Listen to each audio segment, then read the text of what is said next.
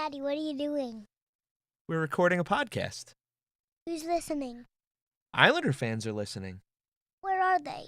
Well, they're right here.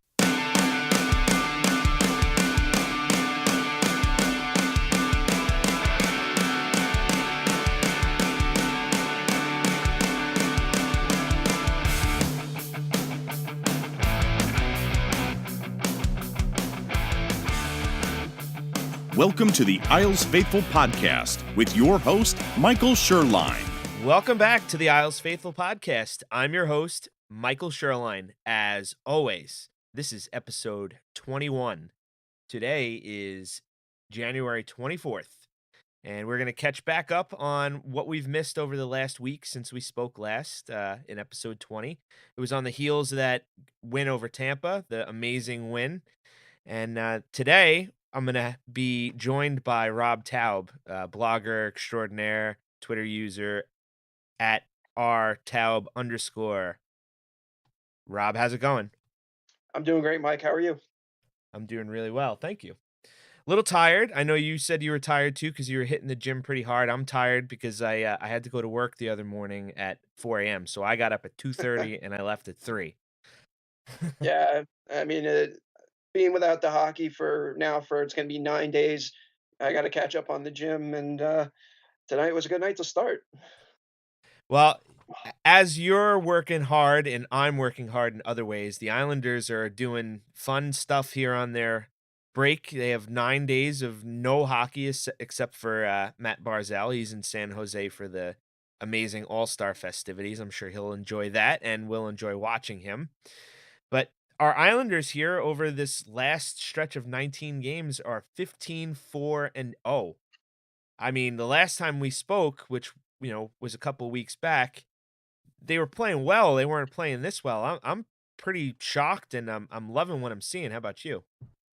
I'd have to say the same, and just to clarify, we actually haven't spoken on the podcast since the home opener against the Predators. We spoke that afternoon, and it was a long conversation. And I'll tell you what, it's a lot different now than when we were talking then. We only went through one game, the Carolina win, but what I'm seeing now. Listen, it's great to see. You got guys who they brought in who have just been fantastic, who have just contributed in the best ways possible. You have a coach in Barry Trotz who, if all things go according to plan, should be the Jack Adams Award winner. I wouldn't say mind-boggling is the right word. I think I wouldn't even say expect to that we should have expected this. I think it's just they're a team. They've grown as a team. They play as a team. And you know what? They win as a team. I mean, what else can you ask for? I think that wow, some crazy feedback there. Really? Yeah. All right, it's done. I think that everything we're seeing is obviously going to prove, as continue to be proven as they move along here. But they're playing playoff hockey essentially in the middle of the season, which is great to see. I mean, things will get a little tighter, once the playoffs do start. And, there's less than a half a season to go here until, we see whether they're going to go in a solid spot with home ice or sneak in a wild card. There's always those questions there. Yeah, of course. I honestly think that we will know if this team is a playoff team, I think by the middle of next month. I think that's the time that we will know if they keep playing the way they are and they keep gathering points. I don't think we're going to have to wait till the last week or the last few weeks of, March and April to know that they're going to be a playoff team. And if they are a playoff team, I mean, what else can you say? It's just crazy after the offseason that they went through and all just proving it wrong to the critics. It's been just a joy to watch this. Like I said, they've grown. This franchise is starting to grow again. There's pride, big pride back in this organization. Barry Trotz he's brought everything possible that you could have imagined, and the players have responded to it. You got guys who last year, were left for dead. Johnny Boychuk was left for dead. Thomas Hickey was left for dead. Casey Cizikas was left for dead. These guys, they're contributing. They're playing probably the best hockey we've seen them play in their careers. It's hard to imagine. It's just hard to put into words just how much fun this season has been so far. And we're not the season's not over yet. We still got a halfway to go. And if they keep playing the way they do, this team could they can make some noise in the playoffs. To that end too, I have a whole sheet here again, like I did a couple of episodes ago, stuff I wrote down prior to us Oh boy. speaking.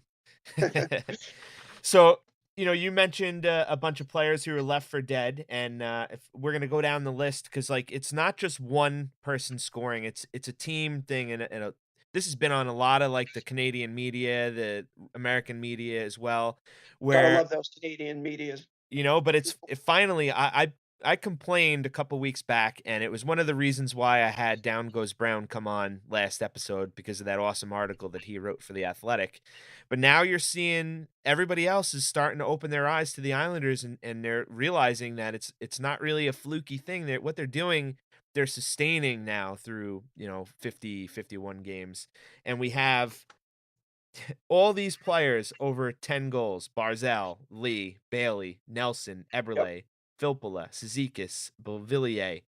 And then you have like the fourth line guys in Clutterbuck, Komarov, and Martin at 6 goals, and and 5 goals. So you're getting this crazy scoring from all over the place. And Clutterbuck's goals are interesting because he had Clutch. had Clutch. 1 goal through like 40 games, and then he had 5 over 4 or something like that. And he went 58 games in between his first goal this year and his last goal last year. I mean, that's just nuts. This is just a unbelievable stat that he went that long without a goal. Some other interesting stats as well. We've got some shot suppression and goals against. Everything is low. Prior to the game against the Blackhawks the other night, the Islanders were at 1.29 5-on-5 goals against and 1.71 at all strengths. Unbelievable. That is Absolutely unbelievable. unbelievable. Compared to where we were last year at the very bottom, or I should say the top of the worst, with the under that crazy whatever the heck system Doug Waite was implementing. The no defense system. The no defense, yeah. And then you got, you know, out of the Islanders goalies this season, Leonard is number 1 in the entire league, and Grice is number 7. Leonard is at a .931 save percentage with a 2.02 goals against, and Grice is almost the same with a .920 and a 2.50 goals against. That's just insane as Might well. catch a lot of flack for this. I think that they're the best 1-2 punch in the NHL right now. I've been saying I that the last couple of episodes. Earlier in the year, when Not so much. when all the news about Bobrovsky and everything was coming ahead, and rumors about him, not wanting to stay in Columbus, I said, you know what, I could see this as being a Lou move. He's a legit goaltender. Granted, he hasn't done a whole heck of a lot in the postseason. Mhm.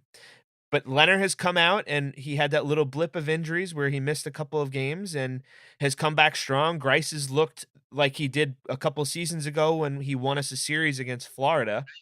And I think, and this is I might like I said, I catch a lot of flack for what I say sometimes, the way I tweet.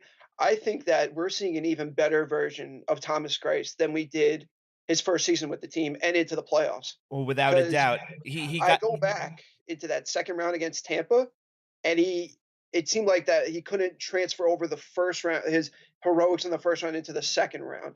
So I think what we're seeing now, I know it's playoff hockey and regular season hockey are two different animals, but I think we're seeing the best Thomas Greiss of his career and the best of him as an Islander. No question about it. and it's not a coincidence that the Islanders have, Piero Greco and the Love that name. goalie whisperer. And I think we even spoke about this at the last time we were together. Grice during the offseason had hired his old strength and conditioning coach. I remember that. And that's got to say something for his health and everything like that. So, and then you got the good stories, the feel good stories for Robin Leonard. He that article comes out, he pitches a shutout that very next game. He's had 2 more since, one right over this weekend. I was actually there at the Coliseum against Anaheim on Sunday. Was The there too. the atmosphere in the building, and I'm glad that you were there so you could speak of this too. It felt like a playoff game, did it not? Oh, it did. Even before puck drop, not everyone was in their seats, but there was that buzz. I mean, it was a Sunday, and them going up against, and I tweeted out, them going up against football is they've done this for the past 3 years, especially when they moved to Barclays Center. They like to go up against football. I know they would like to play a little bit after the time the Jets and Giants were playing, but you're still going up against a football Sunday. You're asking for problems. But what I saw Sunday was, it brought a smile to my face because they were going up against a championship Sunday when that's when it's one of the bigger weeks of the postseason, probably the second biggest week of the postseason next to the Super Bowl, and the place was full, the place was loud, the place was energized. There that buzz you could feel when you walked in the building, and I'm glad that they sold the place out because the way that they've been playing, they deserved it. That game that they won in Washington and they took over first place, and you could just feel like they were talking about them on the radio. They've been talking about them in the papers more. They're getting love from NHL Network. Kevin Weeks, shout out to him. Shout out to all those people who are giving them all the recognition that they deserve. So that game Sunday and the way that they came out and just obliterated the Ducks, and I saw the Ducks. I was in New Jersey on Saturday, and I saw the Ducks beat the Devils, and Ducks look like a totally different team. The Islanders just smoked them. And that's what they do at every game at the Coliseum now. The Coliseum is such an advantage for them, and it was perfectly on display on Sunday. You got a West Coast team not used to the afternoon, on the East Coast. When I talking to Randy Carlisle after the Devil game, I asked him, was the time difference a point of emphasis? He said it felt like we were playing at 2 in the morning instead of 1 in the afternoon. So I took that and I was like, oh, the Islanders might have an advantage tomorrow, even though it was a short travel from New Jersey to Long Island. And you saw it. The Ducks just looked like it looked like boys against men, the way the Islanders played. And the crowd loved it. And I need to bring this up. The Islanders, we're getting some audio feedback here on your end. The I'm sorry. Islanders are first in the Metro, first as they go into this 9-day break, and they've got a 3-point lead over Washington and a 4-point lead over Columbus. And then you look down the standings, you got Boston and Pittsburgh in the 2 wild cards. This is just ridiculous. Oh, I thought you were going to say the Rangers. That would have made me laugh. Nah, and then we get even better because you look into the conference and the Islanders are in second place behind Tampa Bay in the conference. And above Toronto. Don't forget And that. above Toronto. Yeah, we are Gotta 1 love point those guys up north. we are 1 point ahead of Toronto. They did win over Washington last night, so they moved a little bit closer. That was good and bad at the same time, but there is that narrative of the Barry Trotz revenge tour that I spoke about to Sean McIndoe last week, and we really want to fall into that position where we could potentially line up against Toronto at some point during the playoffs. So Maybe. I that's mean, gonna be some I said storylines it to watch. yesterday. Yeah, the story. NHL and NBC tweeted out today who would win the series. I said the New York Toronto media. Like who else? The fans would listen. The fans would go absolutely, ape, blank over it. But the media would just love it. The storylines, like you said, the storylines would be endless, and I think it would be a fantastic series because I think both teams. I don't. It's only been one game. I think the Islanders do match up well against Toronto.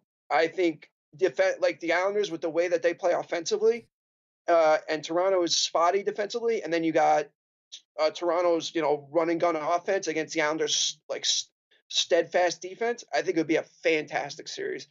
And listen, if they played the games at the Coliseum, be even better. The atmosphere would take me back. It would take us back to 2002. It really would. I don't know if the Darcy Tucker, Michael Pekka type stuff, but you might get some of that. The only thing that I would be again, the only thing that I would be willing to not see is Islander fans burning Canadian flags in the parking lot because that happened during Yeah, that yeah, that series would and be messed up. it was embarrassing. I mean, go right ahead, burn some Tavares jerseys. That's fine. I mean, I was I'm all for that. only 7 years old when that series happened. I don't remember. I don't remember that. That's a new one. I've never heard that before. I gotta ask my dad about that. Yeah, it was pretty bad actually, and I talk about this with Carver all the time. I actually called into Scott Farrell's radio show when he was on Sirius XM to talk about all that stuff, and yeah, he actually hung up on me. Because like I don't know why. I mean, I thought I was a good caller. Obviously, I speak well, and I was just saying, "Oh man, it's just I don't like seeing stuff like that," and blah blah blah. And he guess he No didn't offense didn't to want to no hear offense it. to Carver. Love Carver. I don't think Pharrell is really a hockey guy No, no, he's not. I mean, he is a New York or a sports football guy, guy. and Oh yeah, of course. but and then I would be remiss if I didn't mention that prior to the game on Sunday, I did stop and hang out with Devin from Yes Men Outfitters at the tailgate that he puts on, Those guys are and great. had a blast. Met a bunch of fans. A bunch of people said, "Oh, you're a Isles blogger? I was wondered who you were." And well, there I was. I believe one of them was at Tom LaFalzo. Uh, LaFaso. Yeah, he's a LaFaso. 329 member. Yeah, he was a good guy. I had some fun with them and a bunch of other people as well. I had my cousin with me and one of my best friends. He actually had bought me a ticket for Christmas, so we sat 6 rows from the glass. So we basically missed both of Clutterbuck's goals. The only thing I saw that was right in front of us was most of the saves that Leonard made and Yeah, the Leo fantastic tip to go up 3 yeah. nothing. I actually I met Devin. I was actually at Offside Tavern the night of the Islander Toronto game last month, and I didn't really get to speak to him, but I recognized him immediately. Great guy. I love what he's doing with the Yes Men Outfitters. I actually was talking to him yesterday about a possible LWO show for Lou World Order, like the whole WWE WCW thing, and he said he tried it back before the season. It didn't really, and he said he might try it again. I said just do the LWO. Like that's what people would love. Like and just put New World Order. Just go with the old NWO look, and I think people would buy it. Like they would take them off the shelves in a heartbeat, especially if they made the playoffs. I think so too. Yeah, So, I mean, you also we spoke about the media love, and earlier today, the NHL put out their power rankings, and the Islanders jumped up 6 spots from the 12th to the 6th, and they say the Islanders lead the NHL in wins at 15 and points 31 since December 15th. They have also allowed the fewest goals in that time and have allowed the fewest goals in the league this season. So, amazing. like you said, Kevin Weeks had a great clip piece on the New York Islanders, and I will link to it in the show notes later on. That's how good it is. He's another one of those guys I hope to reach out to and get on for his Islanders involvement and the great work he's been doing over there at the NHL Network. I love his analysis and even Marty Biron. I love when Former goaltenders. Islander. Yeah, Former Islander. another former Islander. More of a saber guy, but I like Marty. He's a Yep. good guy. You know what? Tom Talk's stuff actually pushed Marty out of a parking spot at one of those snowstorm games at the Coliseum. I don't know. I was in the blog box at the time, and I might have brought this story up a time or two, but I went out the other side. Like I didn't go out the media entry and exit at the Coliseum. I went out a different exit because I was parked in a different spot of the building. So I Mhm. missed out on all that stuff, unfortunately. But yeah, so Yeah, him and somebody else actually pushed Marty's car out of a spot during a snowstorm. So that's funny. that's pretty awesome. But yeah, back to goalies. I love goaltender analysis when they're breaking plays and everything down. I mean, think about how much hockey they've watched from Oh ahead of yeah. the play and behind the play, and to just be able to break everything down like they're staring at the puck and the players coming at them. It just offers a unique view as opposed to someone who maybe will be skating at a goaltender. So Mhm. Yeah, getting back to the power ranks, I I see Isles blog, who I'm affiliated with, like he posts them all the time. I usually try not. I did that last year, and when they were getting really bad, I did it. I'm not doing it as much this year because I'm just enjoying watching the team right now. I don't really care where they're ranked. I don't, if they're number one or number 25. I really don't care. I've been taking every game in stride. And I kind of after what we experienced last year, it was like the season went by so fast. It went by so quick, and things just unfolded horribly so quick. So this year, I feel like it's been a little bit slower in some aspects, and that's why I'm not, I'm still I'm reading all the staple stuff. I'm reading all the athletic stuff. I'm reading whatever I can. But the whole power rankings thing, I feel like it's a non-starter when it comes to this team because everyone said, oh, they were gonna have a lot to prove people wrong, and everything like that.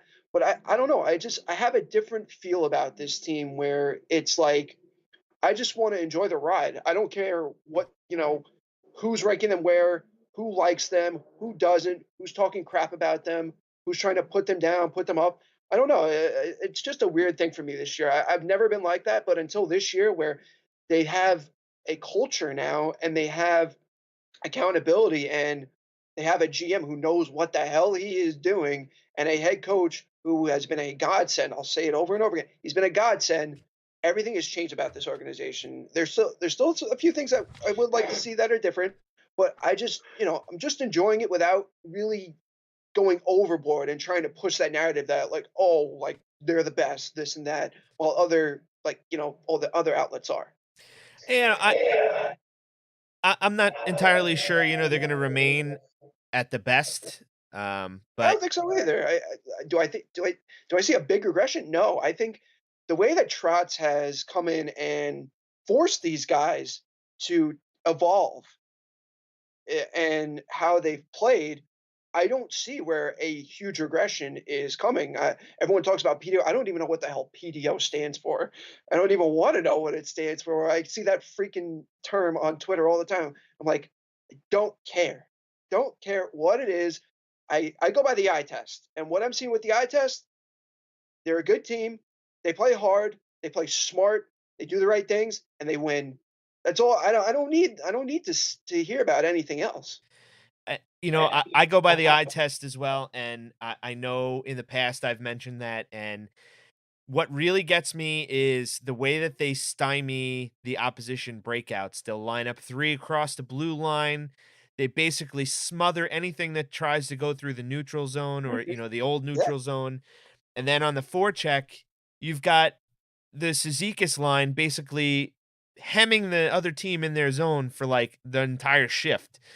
And then they'll sneak a half change in, so someone will usually sneak in right behind them, be it one of Barzell, Beauvillier, or yep, Bailey, and then they'll cycle the puck around, they'll manage to get the rest of the line on, and then they yeah, get extended zone time, good looks, a bunch of shots on goal, and then usually, they'll get the defense involved, which scoring wise has improved. yeah, Um, I wish that they would get a little more involved, but I yeah. mean, Ryan Pulak. yeah, I'm looking at you.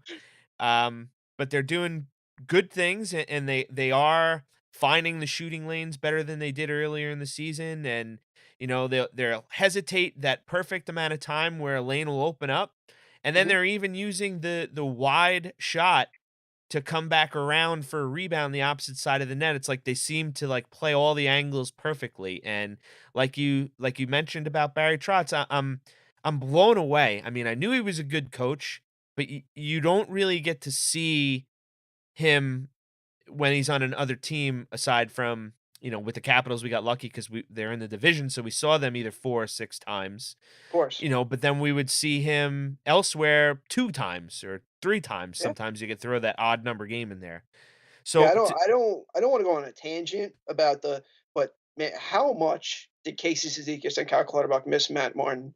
It's so dead in the face how much this team, not only that those two, but the whole team missed him. I mean, it's clear as day with how all three have rebounded this season. Cizikas is having a career year. Clutterbuck looks like the Clutterbuck of old, and Martin, everyone talks about, as a fourth liner that, he has he's not only does one thing good, he does everything well. And he identifies what this team is all about. I can't say it enough about how much they missed him and how much he's brought back when Lou acquired him back the second day of free agency. It's night and day. It really is. he is 100% a character guy, and you That's what look this team has this year. They have Yep. character. You They look haven't at had character in 2 years. That's the you problem. look at the knocks against him in Toronto, and, maybe he wasn't a Barry Trotz, maybe he wasn't a Like Mike Babcock. Babcock type player, and, you know, they had Komarov there for that leadership and everything, but, you look at the relationship that Martin had with Mitch Marner, and they Yep. did similar things on the bench that Komarov and, Beauvillier do, so, he brings that veteran leadership, he brings that workman ethic that the Islanders had sometimes lacked, and, he's hustled his butt off, he's back checked, he's gone and chased down loose pucks, like, he's made sweet passes from out of nowhere out into the front of the net, um, and then you see him joking around at practice, and I've Yeah. mentioned this before, I wanna see him in a shootout. I wanna see Barry give him a shot in a shootout because he has nice little moves there. Well, they haven't had to get to the shootouts. Just to go off for a second about Komarov and what you were saying about Mitch Marner. The way I see Komarov, and listen, people will never get over the term of the contract. He has been an unsung player this year for this team. I know many people won't give him his due, but I think he was a very underrated signing. I like listen. He's only 31 years of age. He's not that old, and I mean, people say he's old in hockey years, but I know he had 19 points last year in 74 games, but he's what everything the Islanders needed when they brought him in. A penalty killer, a hard-working guy, a guy who can sort of shift the culture in the locker room and the younger guys can learn from, and he can add offense when the team needs it. He's the whole package, and I don't think he gets I said in the blog today in my blog today, he doesn't get enough due for what he's brought to this team, and he solidified the bottom six. Him and Valtteri Filppula. I know they haven't put up the points that everyone might want, but they're doing their jobs. And that's what the Islanders didn't have last year. They didn't have guys who did their jobs. Their bottom six was horrendous last year. I Now their bottom six is a factor this year. I think Filppula gets a pass as far as points and everything go because he has 11 goals and 10 assists for A red hot start. He's 21 slowed points, down, yeah. but he's still very effective. He's effective when Yeah. he's on the ice, no matter what anybody And says. and Komarov's got 6 goals and 10 assists for 16 points. So, I mean, Yeah, it's only 48 games. He's on pace to beat his total from last year. And listen, a guy like him in the playoffs, I'm sure you've seen what happened with him and Brad Marchand last year. that was If he can, hysterical. yeah, and if the Islanders get in the playoffs and he can get under the other team's skin, gives the Islanders an advantage. You can't be mad about that. You really can't. And it's not just him because you have Cizikas who does the same thing. You have Clutterbuck who does Love the same Cizikas. thing. You have Martin Cizikas that has been does the he's same my thing. MVP this year for the team. I know everyone says Leonard, but Cizikas is the guy. I thought he was going to be. I advocated for him to be captain until they picked Anders Lee because I thought he represented everything that the Islanders should be. And the way he's played this year, and the way he's a bulldog every single shift, and he hasn't been like that the last 2 years. You see, I think, like I said, he was missing someone like Matt Martin on his side to where they can just go out there and just make create havoc. And I think he finally got that back this year. And everyone, you could also mention him having a kid. Got to have all that adrenaline. So You got that dad strength, as we say about Bailey and Nelson and all those other guys too. yeah, But I wanted to bring this up before we got sidetracked. You have guys also like Clutterbuck and Cizikas, and also to a lesser extent Boychuk, who haven't really played up to the level that they had played in the past. And to a certain extent, there was nagging injuries for all three of those guys, oh and yeah, it took Clutterbuck pretty much a season and a half to get back to the way that he was. And yeah, I think a lot of that has to do with, Barry Trotz and the new management and coaching staff that has been brought in, and the new fire that these guys have found, especially with Tavares leaving in July. But Boychuk has looked fantastic now that he's healthy, and he said he hasn't felt better. Cizikas looks like he is skating the best he's ever skated in his entire career. yep. He looks like the type of player that he was in juniors, when they drafted him. So I'm loving what I remember I'm loving what I'm seeing. I remember when Zeke signed that contract. I think it was it may have been a year or two ago, and people were skeptical of how much they gave him, but I mean, it's paid off. I mean, this year, like we said, listen, he was hit by injuries the last 2 years also, and missing Matt Martin too, and also missing Cal Clutterbuck because Clutterbuck went down with injuries also. but I think he's finally found that fire again, like you were talking about. And I think with Clutterbuck, because listen, we don't need to mention it. I don't think we need to talk about Johnny Boychuk because he's been wonderful, and I just hope he stays. The one thing I feel like he gets hurt on every shift, but he doesn't. So I'll just keep it at let's let him stay healthy. But with Clutterbuck, I think that he got lost in Doug Waite's no defense system because Clutterbuck is more of an offensive guy, even as a fourth liner. He likes to push the pace. He likes to forecheck. That's something the Islanders didn't do last year. They were running gun, you know, not even throw everything, but like one shift in and out, not even really extended zone time because they were mostly in their defensive zone. So I think that's also where Clutterbuck's like his kind of fire got lost too, and now he's regained it because he has guys who he could play with now. And I'm not saying he didn't have guys who could play with the last 2 years, but he has comfortability. And a lot of times when you lose that comfortability, you kind of lose who you are as a player. And he mentioned it, I think, to Arthur Staple, I think before the season started. But I think now the way he's played now, listen, the totals don't always speak about the entire story, but I feel like he's also the way he's rebounded this year. I don't think anybody saw it coming. I really don't. And the way he has, and because he's a leader on it, he wears an A. You got to remember he's an assistant captain. So I think that also plays into a factor that he needed to step his game up, not only uh, point wise, like production wise, but just as a leader. I mean, everything that has been happening has been happening well has been pretty much just been perfection everywhere, you know. Knock on The wood. only the Knock only on thing wood. I They feel bad for is Andrew Ladd, and people will piss on me because I know about his contract too. But before he got hurt, he was starting to show signs of life too. That's the one thing I every time Andrew Ladd, the last since he signed here, when before he got hurt, he was showing signs of life and then poof, it was gone. That's been a huge problem with him. And that's why everyone wants his contract to be bought out. But take a guy like him in the playoffs. The Islanders can use a guy. He's a two-time Stanley Cup champion. You don't have many of those guys on this team. So all the boo that goes against Andrew Ladd, when he comes back, I think the Islanders will be actually be better off for it.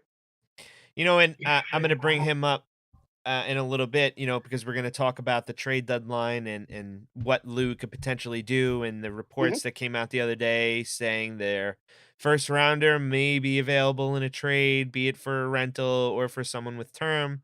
Yep. But you know, you got guys like Hickey that'll be coming back from injury, you know, because Taves has been playing well, and then you God, know Pellick has Kevin been Davis. up and down, and then Spees has been out, you know, so you have the depth there, and that I've spoken about this a couple of times here on Twitter and on the podcast that the Islanders' depth at defense has never been like this. We've always struggled with Agree. injuries on the back end, and the fact that for all intents and purposes they're relatively healthy here, you know, past the midway point of the season is something positive. And you know, they may maybe pick up a better depth guy, some sort of veteran that can help them with a stretch run.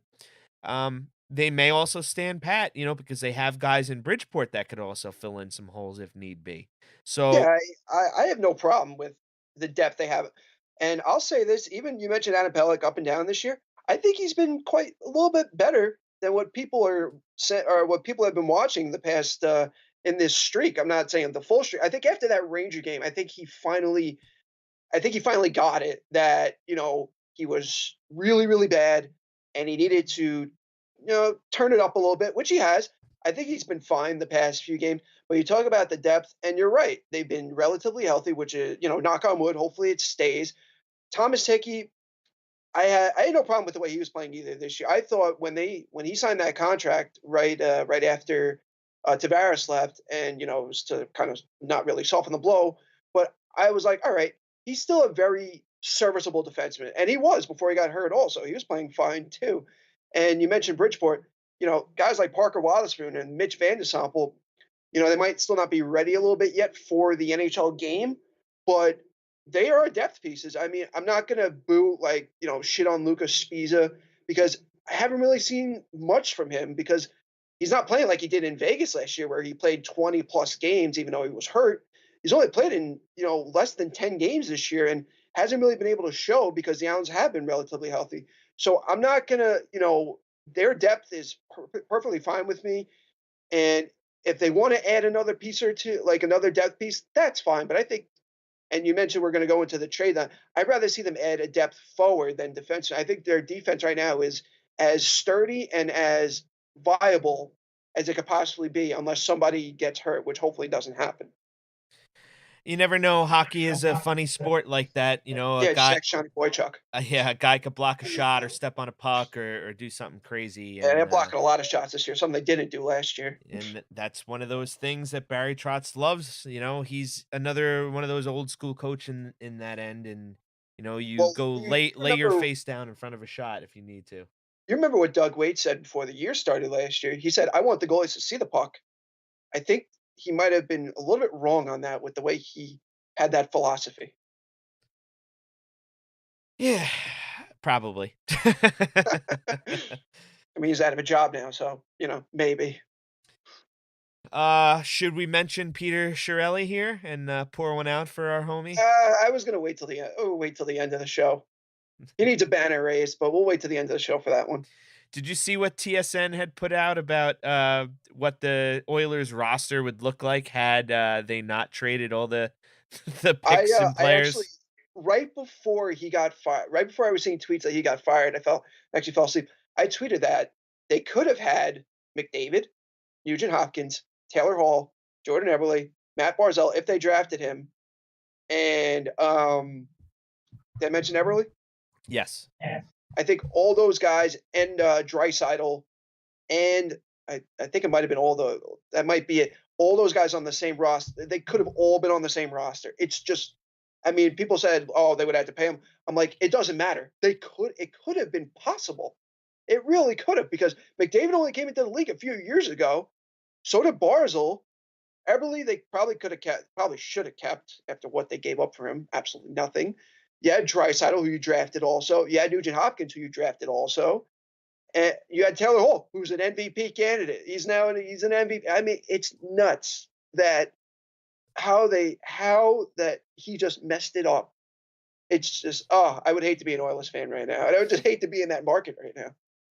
And it feels good for a change to not be in the position that some of these other teams are in, like, and I'm not saying this because I'm an Islanders fan, like the Rangers who are rebuilding, the mess that the Flyers have become this season, Oh, it's the terrible. the Senators being an absolute unmitigated disaster, the Well, we knew the Oilers. Senators were going to be a disaster. We just didn't think it was going to be this bad of a disaster. No, the Oilers, self imploding because it seemed like, once they hired Hitchcock, things would starting to turn around there, and then they make a couple of questionable deals, and I don't know. It just I don't get it. See, a lot of people will compare like what the Oilers are going through now to what the Islanders went through with Tavares.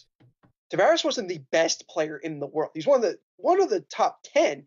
The Oilers have the best player in the world, and they are just wasting him away. I think I said it.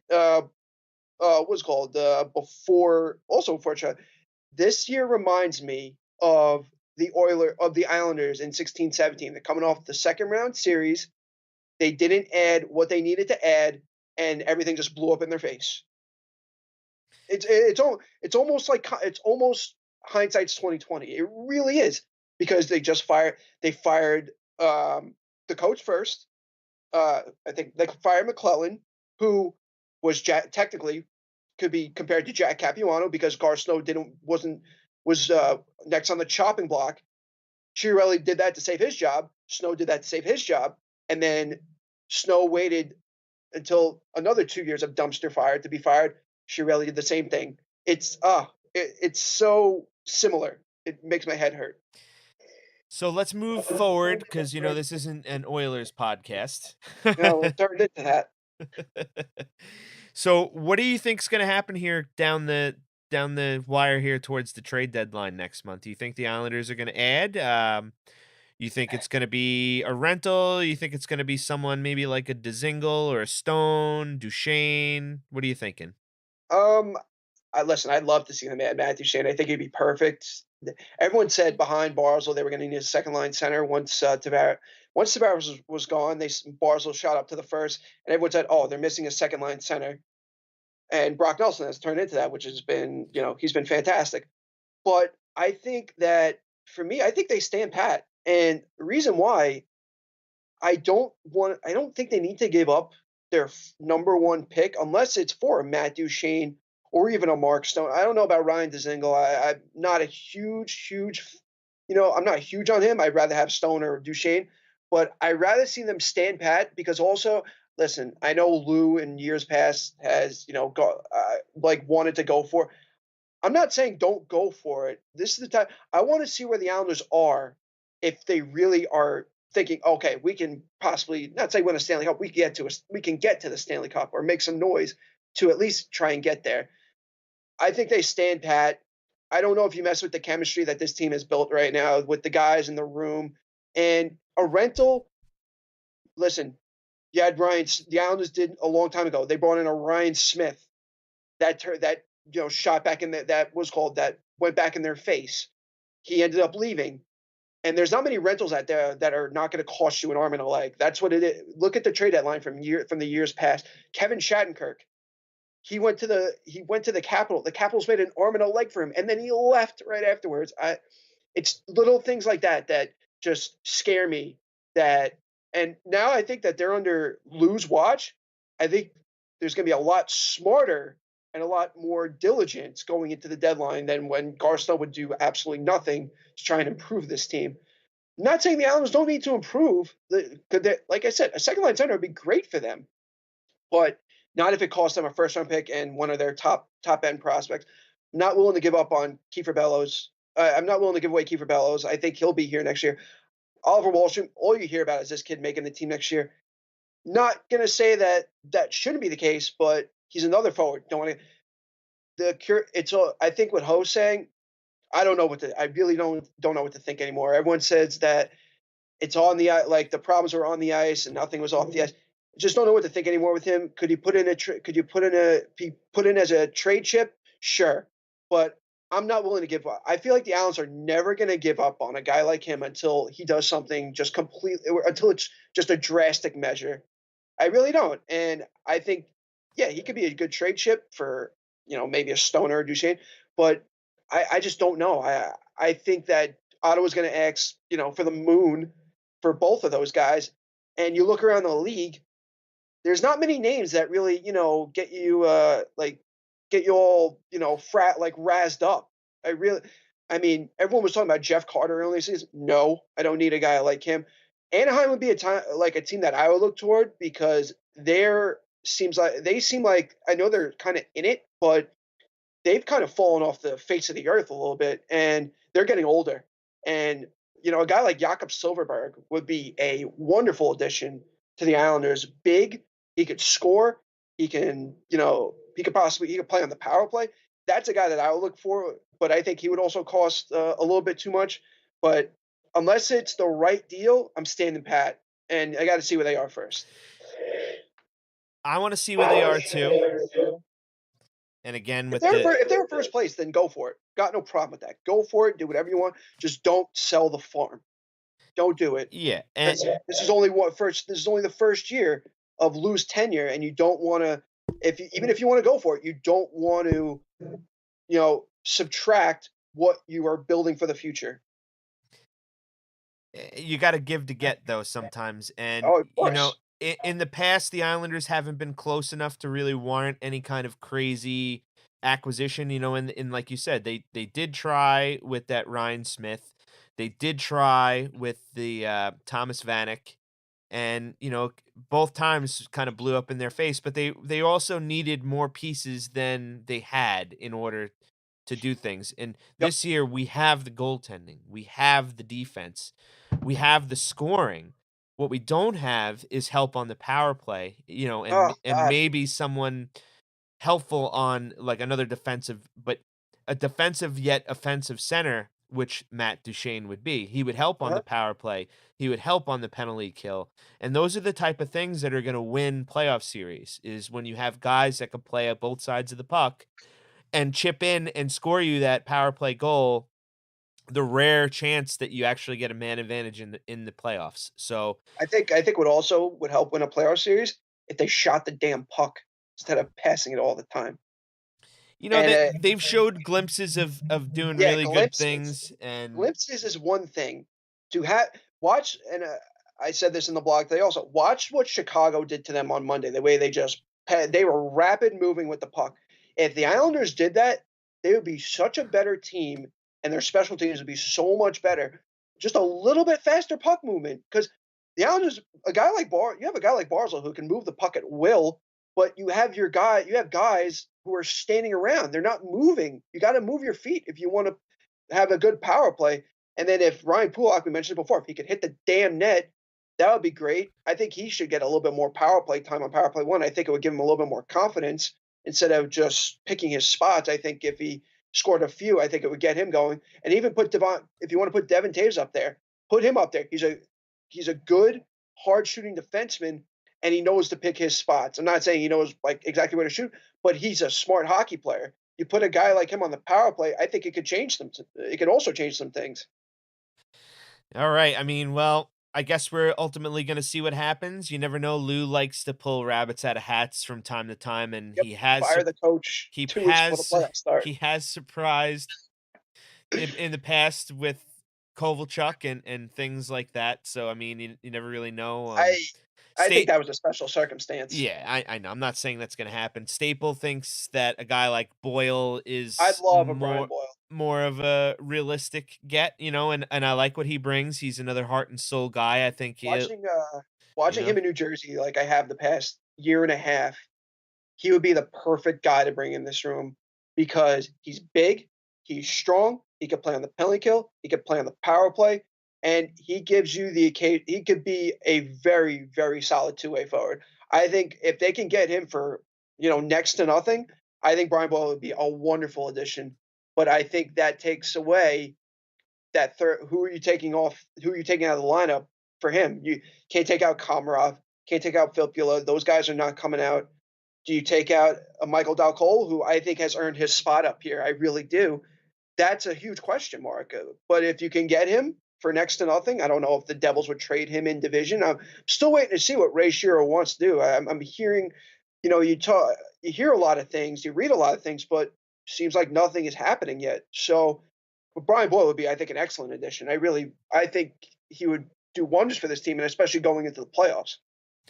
And then you saw reports the other day of the Islanders scouting the Florida Panthers 3 games in a row, and we don't play them anytime soon. We didn't play any of their opponents anytime soon. I think we're actually done because they played the Sharks the other night. And then you look up and down the roster, and I don't want to speculate. There are some good names there, but I don't see really the players that could be available as being a fit, and the players you want, they're never going to move. So it's not even really worth discussing. Listen, unless it's Sasha Barkov or Vinny or Jonathan Huberdeau, pass. So we have a couple of Twitter questions. How we'll close out here, and 2 of them are more fun than anything else. They're not really questions, but I like fun. the first question's from Tanny Isaac at T Isaac 39 on Twitter.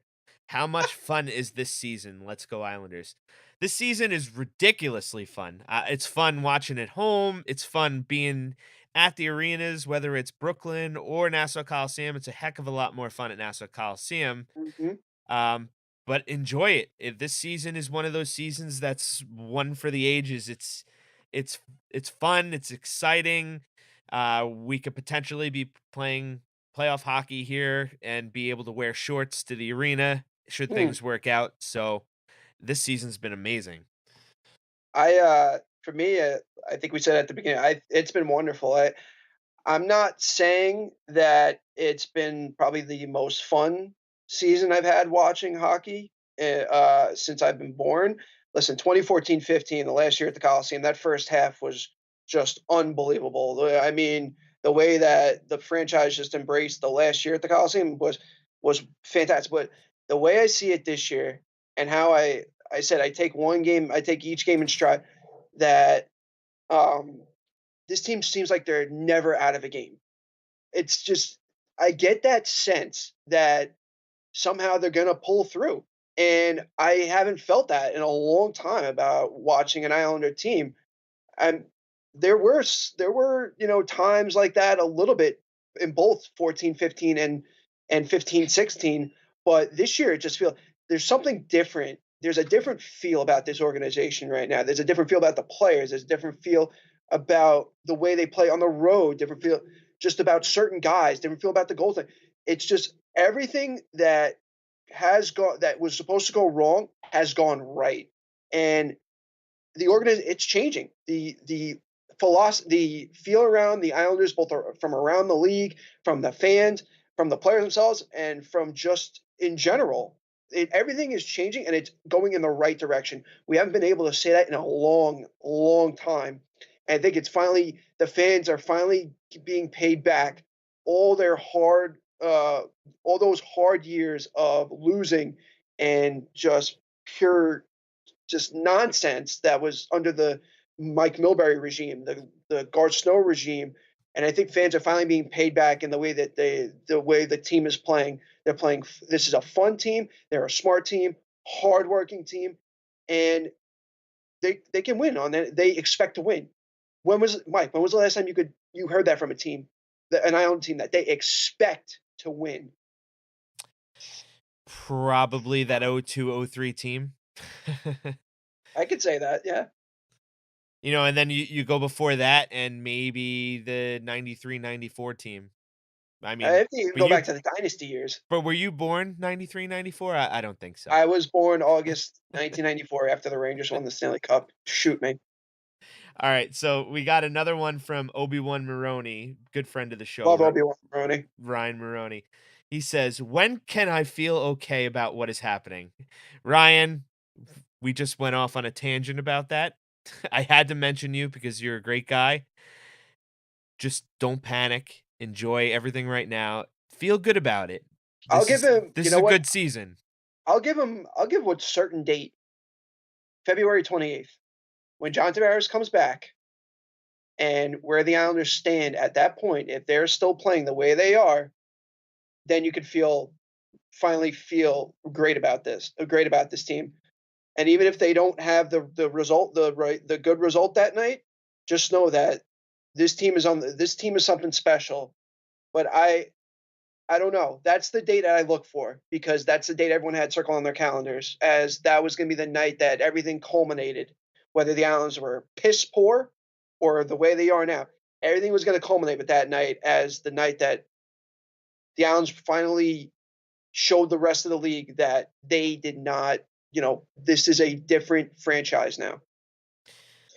We got one more that we're gonna finish up with, and we partially answered this before. This one's from Tim Ryder at Timothy R. Ryder on Twitter. Who would you rather trade for, a potential rental in Panarin and then hopefully re-sign him to a long-term deal, or Tarasenko, who makes $7 million this season, then alternates between making 9.5 and 5.5 through 2022-23? Now, earlier in the year when St. Louis was not doing as well as they are, I mean, they haven't really been doing well, but they've been doing better than they did prior to the coaching change. There were players rumored to be available. I don't think that's really a possible thing anymore. So Tarasenko's pretty much going to stay put. Panarin, I don't think is going to get dealt in conference, in division. If the Islanders take a shot at him, I would hopefully see it happening in July. This way we don't give anybody up. But yeah, I would love both of those players on the Islanders, but the short answer is right now, probably neither for what you'd have to give up. I remember seeing that report about Tarasenko coming out, and I thought it was straight, malarkey. And I still think it. I mean, the kind of deal that the Islanders or any team would have had to swing to get a guy of his ilk, is just out of out of the realm of possibility. When it comes to Panarin, people kind of laughed at me because I said this earlier in the season. I said I would wait until free agency for the Islanders to take their shot at him. I know the Rangers are going to be right there in the mix and that might be his preferred destination. But instead of giving up your future, some of your future, which should not be the case right now, I would wait till after the wait till the off season. If he doesn't actually resign with Columbus, I take my best shot there, and I would just not saying it's the same thing as a John Tavares situation, but listen, if they don't get him, at least you took your shot. You had your shot at him. If you couldn't sell him, you couldn't sell him. If he goes to the Rangers, so be it. But I do not want to see the Islanders give up what they're building right now. Because I said before, this is just year one of the. Lou Lamoriello says he has a 5-year plan and it changes every day. He said that on the radio on Tuesday before the game, and he's right.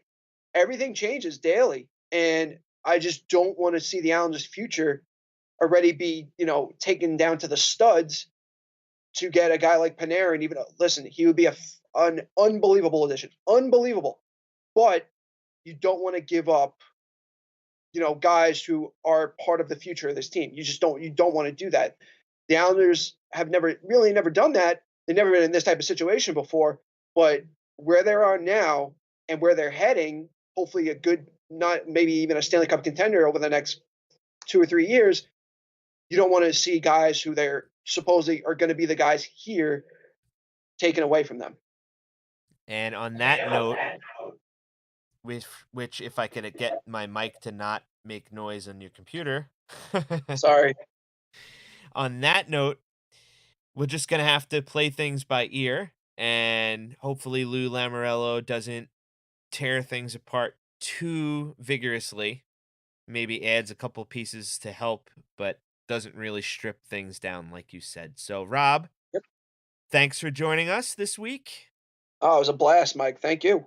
No problem. You're doing great stuff over there on Twitter, which your Twitter is at @rtaub_TAU. Hey, you finally got it right. People keep getting the name wrong. You got it right. It's a Jew thing. You are Jewish, right? I am German.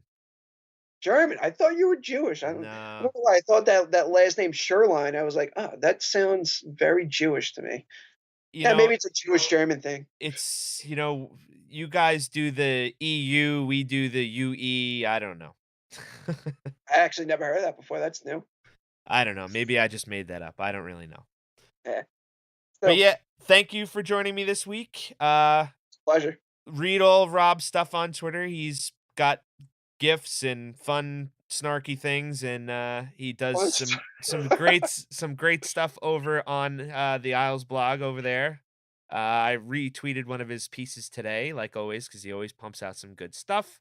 So go check out everything he has to offer, and you could yell at him potentially for some of the things he said tonight. Can't wait for it. All right, Rob. Thanks for joining me. Thanks, Mike. All right, again, thanks for Rob Taub for joining me this week at episode 21. We covered a whole heck of a lot of stuff. Good luck again to Matt Barzal this weekend in San Jose at the All-Star Game. Looking forward to watching all the fancy stuff that happens out there this week. Again, don't forget, Yes Men Outfitters, we have a discount code, Faithful10, for 10% off your entire order. I know I just ordered a awesome hockey sweatshirt, and he showed me a bunch of designs that he's going to be putting out here with the Leonard brick wall and some of that other stuff that continues to just sell, like the My Coach t-shirt, the Barzal's Better, all that awesome stuff. I also know that there will be some special things here coming out in the coming days, as well as the contest that we will be putting out here in a week or two as well. We originally wanted to do it, right into the new year, but he's been busy, I've been busy, but we will get you some new swag for free ASAP. Also, check out all the Isles meetup groups. They're continuously putting out some amazing stuff. You could check it out at nyimeetups.com. Again, if you're not following us on Twitter, please do. It's at Faithful Isles. We have a Facebook page. We have an Instagram. We are also now on YouTube, so I will post a link there. I figured it was another way to get you guys some content if you prefer to watch or listen on YouTube. Plus, I know that they do closed captioning. If there are any listeners out there who, can't hear me, good for you, because I have an annoying voice, I'm sure. Just joking. So yeah, I have some plans for the YouTube channel. Like and subscribe over there. Once we get to 100 subscribers, I could change the name of the URL to something easier to remember and spell out for you guys here on the podcast. But again, check out the show notes. I'll post a link up there as well. I guess that's pretty much it for this week. I'm going to try to get one more podcast in over this 9-day break. I have a couple of guests lined up, one of which I will find out more on Monday. It's a pretty big guest. I don't want to ruin the surprise.